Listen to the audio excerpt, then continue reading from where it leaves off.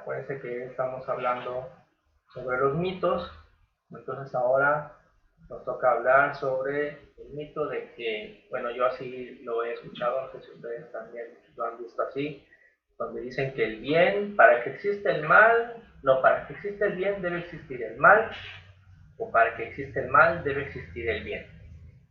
De hecho, pues en este tema vamos a hablar indudablemente acerca del mal, ¿no? Pero no sé si ustedes así lo han escuchado.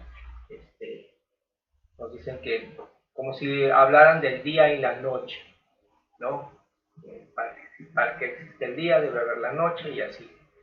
Y pues bueno, nuevamente me voy a referir a qué es lo que he encontrado yo en la Biblia. Ahora recuerden, mis hermanos, que estos temas que estamos llevando, estos ejercicios, de ninguna manera se deben de considerar como si fueran eh, dogmas, o sea, lo que yo aquí expongo no pretende ser una explicación única y final y que no se pueda debatir de ninguna manera. Recuerden que aquí nosotros en esta congregación lo que más promovemos es el estudio de todas las ideas y que no hay ninguna idea que no se pueda debatir, siempre y cuando se pueda obviamente documentar para que, como bien lo aprendimos en el estudio que nos comentaba nuestro hermano Jaime, me gusta mucho ese texto que cuando él lo volvió a llevar en su estudio, cuando dice nuestro hermano Pablo, que dice, cada quien vea cómo sobreedifica. Hay unos cimientos, y esos están muy claros, son los cimientos que aprendemos de nuestro Señor Jesucristo. También, obviamente, están los cimientos que aprendemos desde Moisés, que nos hace toda una narrativa de los tiempos antiguos. Pero como bien dice Pablo, nosotros ahora tenemos el privilegio y la oportunidad de sobreedificar, porque eso es lo que significa intervenir con la palabra de Dios. Nosotros no tenemos un ángel que viene a tu casa, te toca la puerta y te dice, hola, yo vengo del cielo y te voy a explicar la sabiduría de Dios, siéntate y te voy a explicar. No, eso no pasa. Nosotros tenemos hoy en la actualidad un libro en el cual, si tú quieres aprender, tienes que leerlo. Y todas las ideas que se platican aquí son ideas que son debatibles, o sea, estamos aquí para aprender. Entonces, estas afirmaciones que estoy haciendo no las tomen mis hermanos como que, así lo dijo Saúl, entonces así debe ser, no, de ninguna manera. Son ideas, son propuestas, pero que todos ustedes en su conjunto, incluyéndome a mí, estas ideas estamos siempre en constante estudio para ver si las podemos mejorar, si las podemos perfeccionar, si podemos entenderlas mejor. Entonces recuerden que esa es la idea. Por lo tanto, haciendo un breve resumen de lo que ya hemos visto hacia atrás, comentábamos muy rápidamente en cuanto a los ángeles, pues yo les expuse que yo en la Biblia veo que realmente pues tienen muchas formas en las cuales se pueden presentar ante el ser humano. A veces son como personas que hasta pueden inclusive comer y las pueden uno tocar. A veces se hacen pasar, decía yo, por personas sin nada en particular. A veces sí tienen una forma sorprendente, tan sorprendente que el que los ve se puede desmayar, tal vez, puede tener miedo inclusive. Y a veces, como viene en el Apocalipsis, pues tienen formas, o como lo ve Ezequiel, también formas muy peculiares. Pero lo que más rescato, mis hermanos, de ese resumen que les presenté en cuanto a los ángeles, es que, como dice, se repite una misma idea en toda la Biblia, y es que a los ángeles no se les rinde culto, a los ángeles no se les rinde adoración, a los ángeles no se les busca. Uno, ya sabemos que nuestra guía es Jesucristo, Él es nuestro Rey, nuestro Redentor, y a quien se adora es a Dios. Y como viene aquí, es uno de los tantos ejemplos que dice en Apocalipsis 22, del 8 al 9, que cuando el apóstol dice, después que hube oído y visto, me postré, o sea, el apóstol se hincó para adorar a los pies del ángel que me mostraba estas cosas. Pero el ángel le dijo: mira, no lo hagas, porque yo soy consiervo tuyo, de tus hermanos los profetas y de los que guardan las palabras de este libro. Adora a Dios. Entonces me parece que en resumen, eso es un ángel que es fiel a nuestro Padre Celestial, siempre nos va a dar ese tipo de respuesta. Bueno, también de manera muy rápida, cuando hablábamos del infierno, pues realmente, aunque la palabra representa y significa debajo de la tierra, pues realmente en la Biblia no dice que ese lugar exista ahorita, es un lugar que existirá en el futuro y está asociado a la segunda muerte, y eso viene después de la primera resurrección. Este lugar, este espacio que la gente imagina hoy día como fuego y azufre, es hasta después de la primera resurrección, porque ahí es donde son puestos primero la bestia y el falso profeta, y después del juicio final a toda la humanidad en la segunda resurrección es en donde también son lanzados aquellos que no están escritos en el libro de la vida. Y en cuanto a quien nos referimos como Lucifer o Satanás, pues no son nombres personales, pero pues representa una entidad que tiene una forma de ser, una forma de actuar, y aquí es donde vemos realmente cuál es esa forma de ser y actuar, y es lo que nos importa. Y en cuanto al cielo, pues también no es que Dios simplemente diga, te portas bien y te vas al cielo, no, sino que son muchas cosas las que Dios nos ofrece, y aquí las vimos, aquí están todo lo que Dios y Jesucristo, bueno, nos explica de qué se trata el gran galardón, y la primera que vimos fue acerca de cómo es realmente Dios, que más que enfocarme en la forma de Dios, pues me veo cómo es el comportamiento, cómo es la actitud, cómo es su carácter de Dios, y eso es lo que realmente es más valioso. Pero bueno, ahora dirijámonos al tema de hoy, que es acerca del bien y el mal. Que la gente, bueno, escucho que luego se comenta, es que para que exista el mal debe existir el bien y viceversa. Vamos a ver qué encontramos. Cuando una vez ya platiqué de esta idea, inmediatamente la asocié con unos conceptos que me parecieron muy interesantes, que he ido aprendiendo yo también con el paso del tiempo. Y tiene que ver con estos. Miren, por ejemplo, vamos a hablar primero de cosas físicas. Yo antes también decía, cierra la puerta porque se sale el frío. Así decía yo, ¿no? Cuando estamos en un lugar con clima aquí en Veracruz y abre la gente la puerta, dice uno, cierra la puerta porque se sale el frío. Pero los ingenieros de refrigeración, los ingenieros me dijeron, así no se dice, el frío no se sale, lo que se mete es el calor. Entonces me explicaron que el frío no existe, sino que existe, lo que existe, perdón, es la ausencia de calor. ¿Sí? La energía es la que existe, y cuando esa energía cambia, ¿sí? Cambia su constitución, o como leí yo por ahí, los átomos de la energía se mueven a diferentes velocidades, entonces se provoca el fenómeno del frío. Pero el fenómeno del frío no es un fenómeno que exista como tal, sino es una consecuencia del cambio de la energía. La que existe es la energía, lo que existe es el calor, no el frío. También el fenómeno de la oscuridad, no existe la oscuridad. Alguien va a decir, oye Saúl, pero ¿y la noche? Pues la noche ¿qué es? Sí, pero la noche es la ausencia de la luz. Nosotros en este planeta tenemos noche porque la misma Tierra tapa el sol. El sol está del otro lado de la Tierra, y entonces como resultado tenemos una noche. Pero lo que realmente existe es la luz.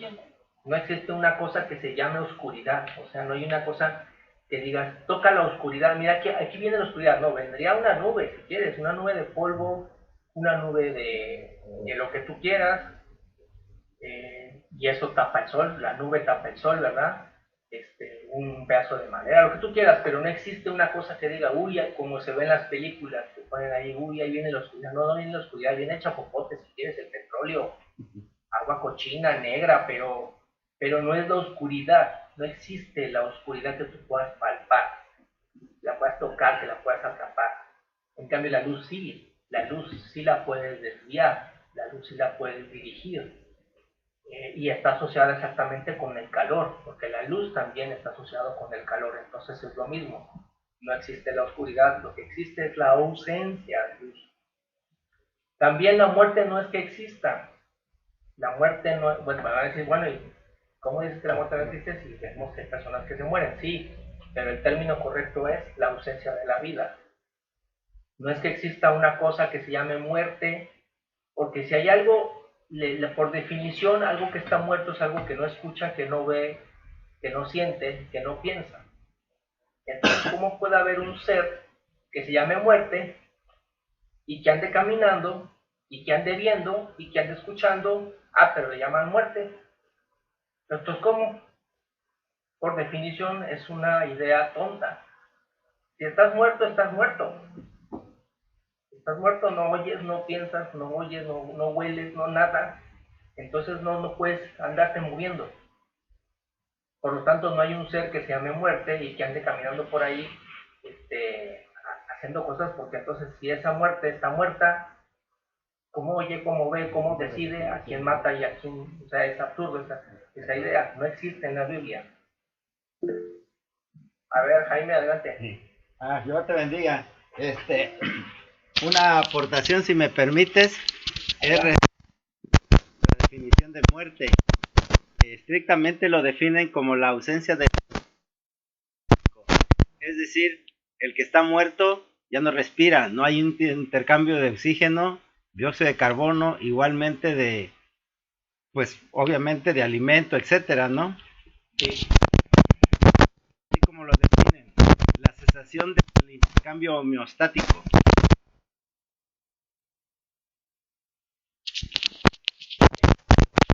A ver, repite la última porque ya.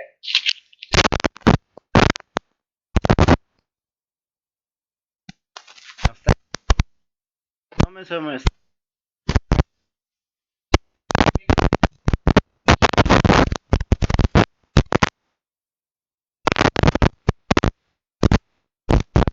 revelando.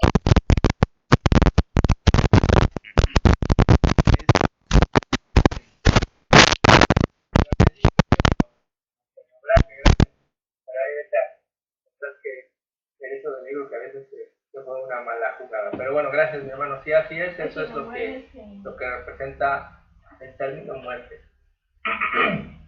Y pues bueno, igual, no es que exista la muerte, no existe la ausencia de vida y el fenómeno de la ausencia de vida es exactamente un objeto inanimado que ya no se mueve, que está muerto.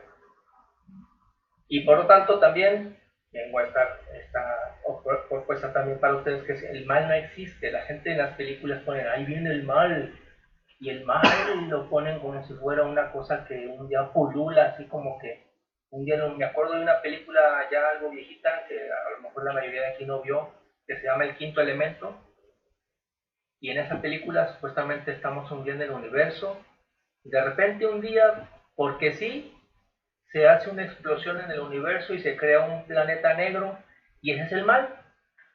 ¿Y por qué nació? Pues porque sí, porque como hay bien, hay mal, entonces nació así de la nada el mal, un planeta negro, y es malo, y ahí está el malo, y así.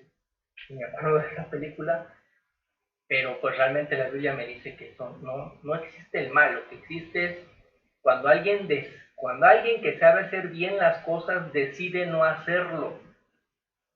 ¿Sí? Repito, el mal es la definición, es si tú sabes hacer bien algo, pero decides no hacerlo bien, eso es el mal. Pues no, el mal no existe, lo que existe es la decisión de hacer mal las cosas, de no hacer bien las cosas, perdón. Esa es realmente la definición del mal. El mal no existe. El mal no lo inventó el diablo. El diablo no es el padre del mal. Es padre de otra cosa, pero no del mal. El mal no es algo que, porque la gente nos dice, ¿por qué Dios permite que el mal exista? Pues creo que tú estás haciendo una pregunta capciosa. Más bien, pregúntate cuándo Dios te ha dicho a ti o te ha obligado a ti a hacer las cosas. Más bien, si existe el mal en la tierra es porque todos los seres humanos hacemos lo que se nos antoja. Y somos nosotros los que hacemos el bien o el mal, no Dios. Dios no está aquí. ¿O ustedes ven a los ángeles aquí trabajando por nosotros o haciendo las cosas por nosotros? Pregunto, ¿ven aquí a los ángeles yendo a trabajar por nosotros, plantando nuestros campos, pescando por nosotros, cargándonos, rascándonos la espalda? Digo, pregunto, ¿alguien de aquí es un ángel todos los días le hace las cosas en tu casa? Quiero saber, ¿no, verdad? ¿Quién hace aquí todas las cosas? ¿Quién se levanta para ir a trabajar, para comer, para bañarse, para plantar, para construir algo? ¿Quién? ¿Los hombres o los ángeles? Pues los hombres, ¿no? Entonces de aquí es como si yo dijera, oye Verónica, mi casa está sucia. Vero, mi pasillo está sucio. ¿Cómo es posible, Vero? Y entonces Vero, ¿qué me va a decir? A ver qué me dice. Pues yo te diría que pues los ángeles no te van a ayudar, que lo hagas tú. Exactamente. Pues bárrelo tú, me va a decir Vero, yo estoy hasta Coahuila, ¿no? Yo estoy en Coahuila, ¿a mí qué? Entonces, cuando yo veo que dicen, ay Dios, ¿por qué permite tanto mal? Pues, ¿por qué permite?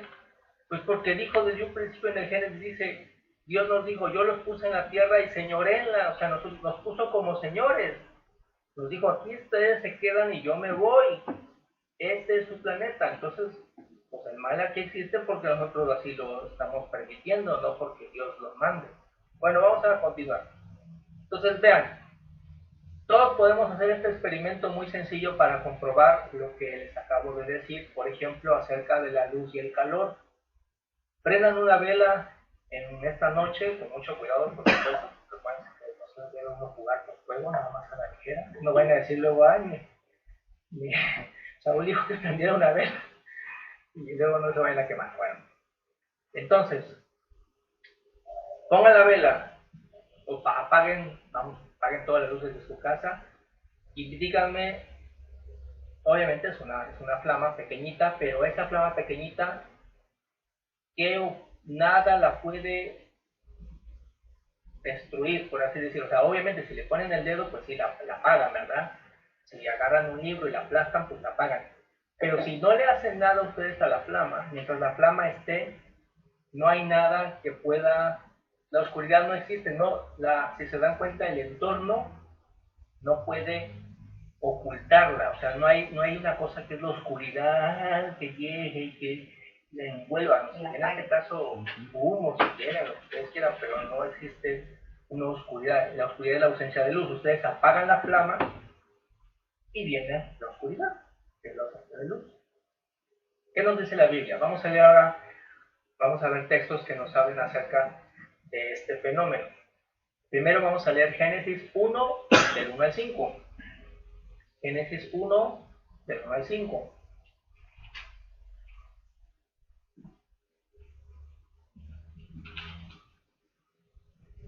A ver, Esther, ¿ya lo tienes? Vamos a pedirle a Esther que nos lo lea. Génesis 1, del 1 al 5. Sí. En el principio Dios creó los cielos y la tierra. Ahora bien, resultaba que la tierra se hallaba sin forma y desierta, y había oscuridad sobre la superficie de la profundidad acuosa, y la fuerza activa de Dios se movía de un lado a otro sobre la superficie de las aguas. Y Dios procedió a decir, llegue a haber luz. Entonces llegó a haber luz.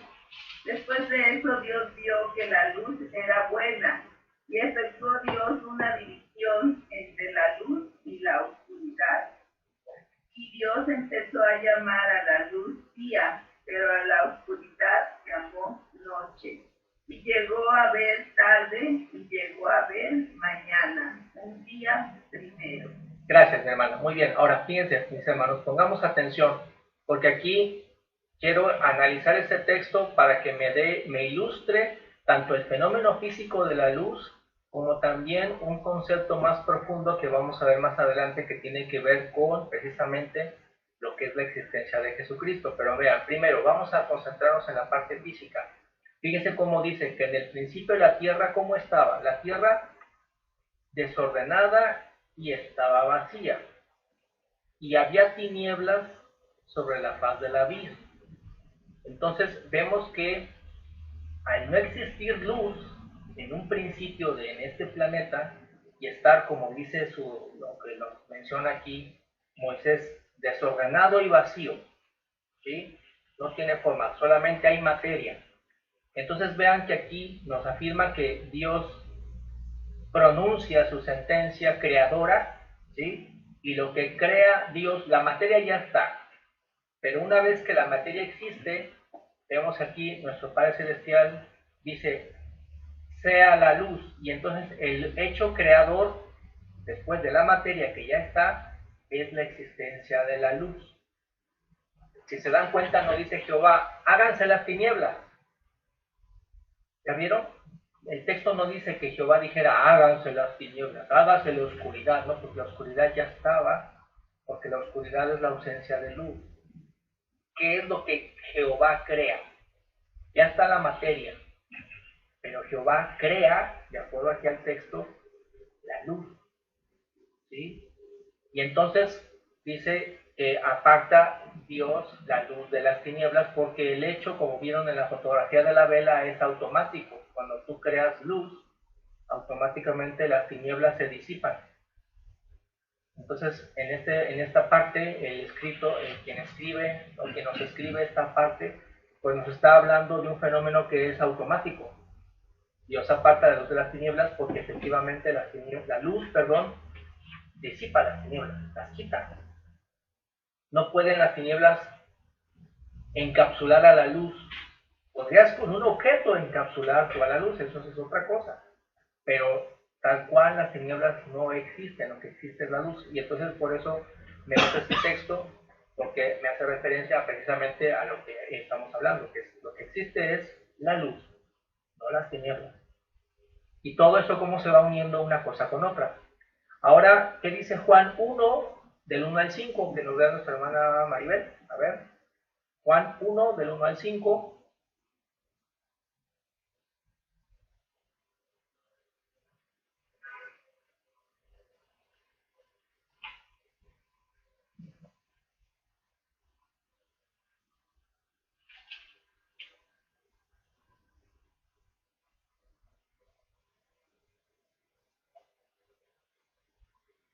El micrófono, tía, ¿no se escucha? Micro.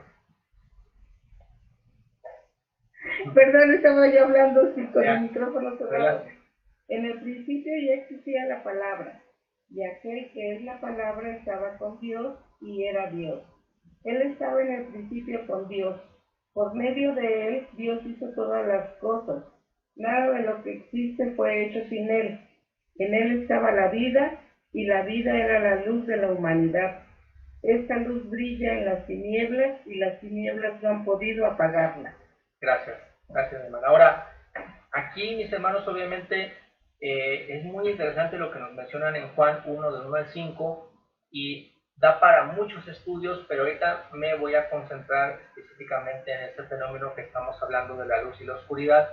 Pero vean cómo aquí, ya en Juan, también nos empieza a impregnar, más allá de un fenómeno físico, sino nos empieza a ilustrar para que podamos nosotros, así como en nuestro mundo aquí podemos ver la luz. De hecho, ahorita tengo la luz prendida, esta luz eléctrica que genera esta luz, y ustedes me están viendo, y ustedes también en sus casas, ¿verdad? Pero aquí con Juan nos está asociando también la luz con el concepto de vida, vean, vida, y también con el concepto de verdad, ¿sí? Vida y verdad. Y entonces, como vean cómo se fusionan estas ideas que son luz, vida y verdad. Porque fíjense cómo dice que en el principio el verbo, sabemos por otros estudios que hemos estudiado y que nos han dado nuestros hermanos, que exactamente aquí cuando se menciona el verbo se está refiriendo al Hijo, ¿sí? En el principio era el verbo y el verbo era con Dios, o sea, el Hijo estaba con nuestro Padre Celestial y el verbo era Dios. ¿Por qué? Porque en ese tiempo nuestro Padre le permitió a él que fuera creador de cosas. Este era en el principio con Dios. Todas las cosas por él, o sea, por nuestro Señor Jesucristo, fueron hechas, Y sin Él, es decir, sin nuestro Señor Jesucristo, nada de lo que es hecho fue hecho. Eso es lo que nos explica aquí Juan. Y en Jesucristo, y a nuestro Padre Celestial le plació, dice, en Él estaba la vida, y la vida era la luz de los hombres. Y aquí entonces nos está permitiendo el apóstol Juan que veamos cómo entonces ahora nos asocia la luz, que desde un principio existe en Jesucristo, es la luz que a nosotros también nos da vida a nosotros. Y luego dice, la luz en las tinieblas resplandece. Porque sí, como vemos en la fotografía de la flama, de la velita, ponen ustedes un cerillo, prenden y automáticamente resplandece esa energía, ese fuego, y las tinieblas se apartan. Pero luego vean cómo dice muy interesante, mas las tinieblas no la comprendieron. Y entonces aquí es entonces donde yo, claro, aquí estoy haciendo ya un acto de interpretación particular, que aquí lo que se está refiriendo precisamente al conflicto que tendría nuestro Señor Jesucristo al venir aquí a la tierra y al venir a predicar a su pueblo, principalmente, ¿no?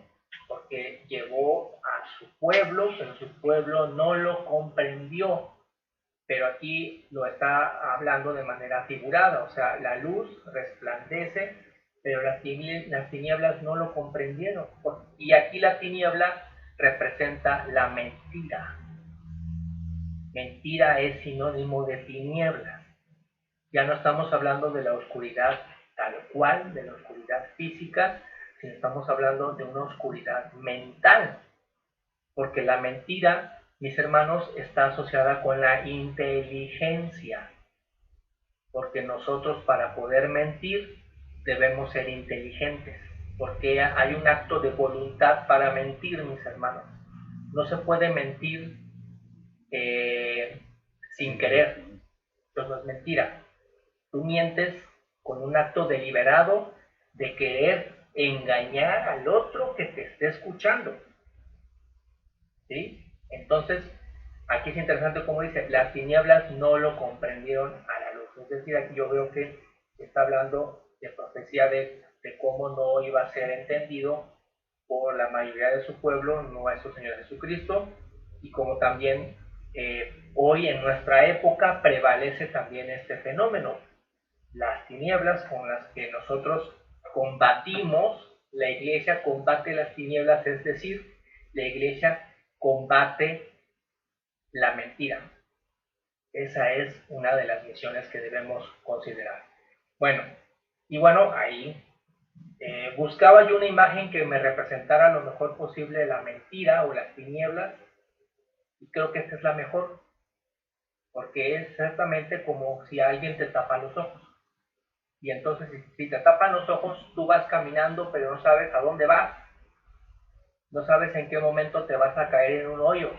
No sabes en qué momento se te va a acabar la banqueta. No sabes en qué momento te vas a topar con un árbol. Pero tú vas caminando, pero tú vas muy contento, aunque literalmente vas con los ojos tapados. Eso es a lo que representa bíblicamente andar en tinieblas. Y cuando se hace referencia a las huestes de las tinieblas, pues no es a las huestes que salen a espantar en la noche, no, eso es ridículo. Es a las huestes que provocan mentiras en las personas, en nosotros, y que nosotros, si no sabemos defendernos de las mentiras, y vean que por eso dice el apóstol que no tenemos lucha contra sangre y carne, porque no estamos aquí para pelearnos con nuestros hermanos, no estamos aquí para pelearnos con nuestro prójimo, estamos aquí para pelearnos contra la mentira. Y la mentira se combate, mis hermanos, solamente con el conocimiento. La ignorancia, mis hermanos, solamente se combate con el estudio. Entonces, por eso Jesucristo nos decía, escudriñen las escrituras. Es decir, nos tenemos que poner a estudiar, porque si no estudiamos, las mentiras nos van a ahogar. Y no es que vengan los vampiros y las brujas como, no, ¿eso qué? El mundo puede estar totalmente lleno de luz y al mismo tiempo vivir en una oscuridad, en una tenebrosidad, porque es la mente de nosotros mismos, de los seres humanos, las que vivimos en tenebrosidad. Mencionaba mi mamá hace ratito en la comida que también yo escuché que entrevistaron a un señor del INEGI donde preguntaba que en Veracruz aquí, no sé en otros estados, ¿verdad? Preguntaban cuáles son las quejas que más dicen los ciudadanos, de qué se quejan más, en dónde están más molestos. Y entonces la encuesta que las personas de aquí de mismo Veracruz mencionaban era que una de las principales molestias que tenían era que están molestos por los vecinos. Es una de las causas que más genera molestias entre las personas, los vecinos, el problema con los vecinos. Y entonces nos preguntamos a nosotros, bueno, ¿y cómo llegamos a eso? Pues al final de cuentas, ¿por qué tendríamos que estar enojados con nuestros vecinos? Pues si nosotros decidimos vivir en una sociedad y todos somos importantes, porque lo que mi vecino hace contribuye a lo que yo vivo y a su vez lo que yo hago contribuye a lo que mi vecino recibe. Entonces, ¿cómo respondemos a que ahora resulta que, bueno, no ahora, porque sé que eso siempre ha pasado desde hace muchos años, nos cuesta trabajo vivir en vecindad?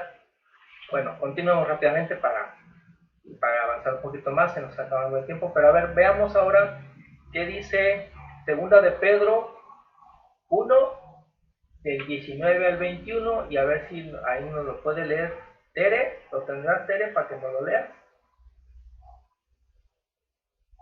En tu Biblia, Tere, en tu Biblia, búscalo. ¿Cuál dijiste, mi hermano? Segunda de Pedro 1, del 19 al 21. Sí, mi hermano. Tenemos también la palabra profética más segura, a la cual hacéis bien en estar atentos como a una antorcha que alumbra en lugar oscuro, hasta que el día esclarezca y el lucero de la mañana salga en vuestros corazones. Entendiendo primero esto, que ninguna profecía de la Escritura es de interpretación privada, porque nunca la profecía fue traída por voluntad humana, sino que los santos hombres de Dios hablaron siendo inspirados por el Espíritu Santo. Gracias, mi hermana. Muy bien. Entonces, continuando con esta idea que nos habla acerca de la luz, que la luz es un sinónimo también de conocer, vean cómo aquí el apóstol nos dice, la palabra profética, ¿sí?, que viene desde muchos siglos atrás, dice aquí el apóstol que debemos estar atentos a ella porque es semejante como a una antorcha. Y vemos que las antorchas se utilizan cuando la persona va en el campo, va en el monte, y no hay, en el monte no hay donde prender la luz, no hay focos, ¿verdad? Entonces tú te haces de una antorcha para que puedas caminar con ella, y esa antorcha ciertamente no tiene tanto poder para iluminar todo el campo, porque quienes ustedes han tenido la oportunidad de andar en el campo de noche, si no hay luna, repito, pues está muy, muy profunda ahora sí que la oscuridad es profunda, entonces tú con una antorcha, pues tal vez no puedes ver todo el horizonte, pero sí estás más confiado de los metros inmediatos que están a ti. Entonces nos dice aquí ciertamente el apóstol que la palabra profética es parecida a una antorcha porque pues ciertamente no nos explica muchas cosas. Las mismas profecías y las mismas palabras de Jesucristo y de los apóstoles no necesariamente nos están explicando todo. Hay muchas cosas que hoy día y dentro del cristianismo nos damos cuenta que están a debate. Unos opinan una cosa, otros opinan otra. Sin embargo, la intención de estas profecías, mis hermanos, de las palabras de los apóstoles, de los profetas, como dice aquí el apóstol Juan, es simplemente de permitirme tener como una antorcha, no es el sol, es solamente una antorcha y que me va a servir para que yo pueda aguantar hasta que el día esclarezca. ¿Cuándo, mis hermanos? ¿Cuándo es cuando el día va a esclarecer? ¿Cuándo es cuando el día esclarece? A ver, no, pues no. Cuando tengamos más. Cuando venga Jesús. Cuando venga Jesús, exactamente. Cuando venga nuestro Señor Jesucristo en gloria, pues ahí ya el día esclareció, ya salió el sol totalmente, porque creyentes y no creyentes van a estar viendo la gloria de Dios, porque Jesucristo viene con majestad y con poder. Pero mientras eso suceda, tenemos esta pequeña antorcha, que no por pequeña no deja de ser fuerte y no deja de ser fiable. Dice, hasta que el lucero de la mañana salga en nuestros corazones, entendiendo primero esto, que ninguna profecía de la Escritura es de particular interpretación. Y mis hermanos, también es una guía para poder escuchar cualquier doctrina. Al menos yo así lo hago y lo comparto con ustedes. Yo puedo escuchar a cualquier persona hablar acerca de Cristo y de Dios, y mi guía es esta. Mientras la persona me hable sobre las virtudes de Dios, sobre las virtudes universales del ser humano, que son sacrificio, trabajo, verdad, lealtad, lo que ustedes quieran, yo le pongo atención. Pero en el instante que la persona dirija su comentario hacia un enaltecimiento de una persona del mundo, o sea, si cambio yo y de repente se empieza a decir, bueno, mis hermanos, pues qué bueno que están aquí, pero ahora fíjense que yo, Saúl Andrade, soy el ilustrado del cielo y el poder de Dios está en mí y ustedes tienen que obedecerme a mí a partir de ahorita y me tienen que hacer caso solamente a mí, porque si no me hacen caso a mí, entonces se los va a llevar el infierno. ¿Oyeron bien? Cuando una persona empieza a hacer eso, en ese instante, como dice ahí el apóstol, ninguna profecía de la Escritura es particular interpretación. Ahí la persona, ahí el predicador, quien quiera que sea, ya está convirtiendo su mensaje en una interpretación particular. ¿Por qué? Porque ya lo está manipulando para beneficio de él.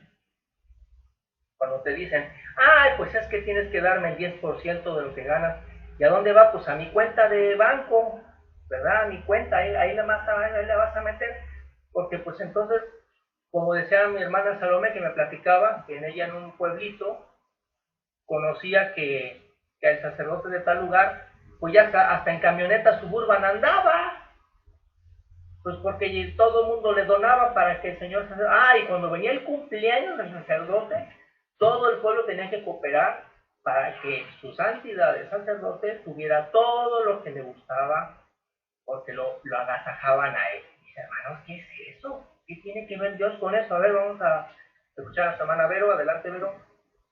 Pues sí, hermano, yo pienso que todos debemos procurar